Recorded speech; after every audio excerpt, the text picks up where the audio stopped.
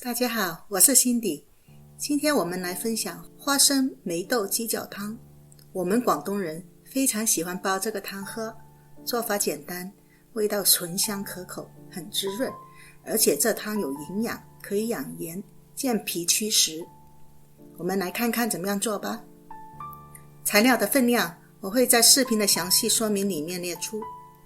花生浸泡大约2到3小时，这样煲出来的花生才会软。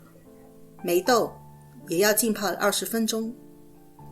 准备一些姜片，薄的焯水的时候用，厚一些的煲汤的时候用。无花果果皮也浸泡20分钟，你也可以用蜜枣来代替无花果。果皮泡软了，用刀把瓤刮去。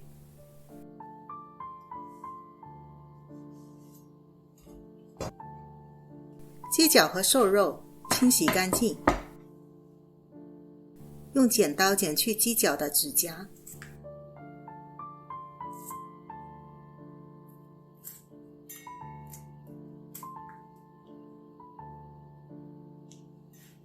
瘦肉切成大块就行了。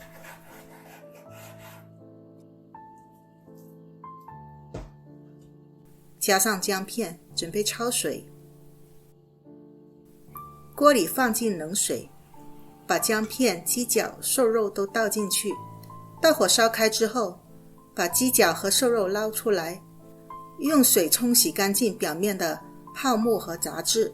关进的锅里倒进清水，把所有材料都放进锅里。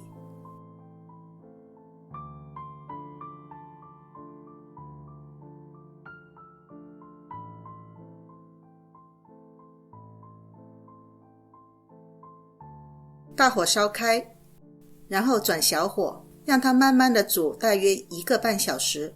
煲汤的时候，整个厨房充满了香气。不喜欢油腻的，可以撇去汤的表面的浮油。最后，根据汤的多少，加入适量的盐来调味。汤煲好了，盛了一碗汤，还有丰富的食材。喝汤啦！哇，很香甜，很滋润，非常舒服。赶快尝一下鸡脚，非常软滑和 Q 弹。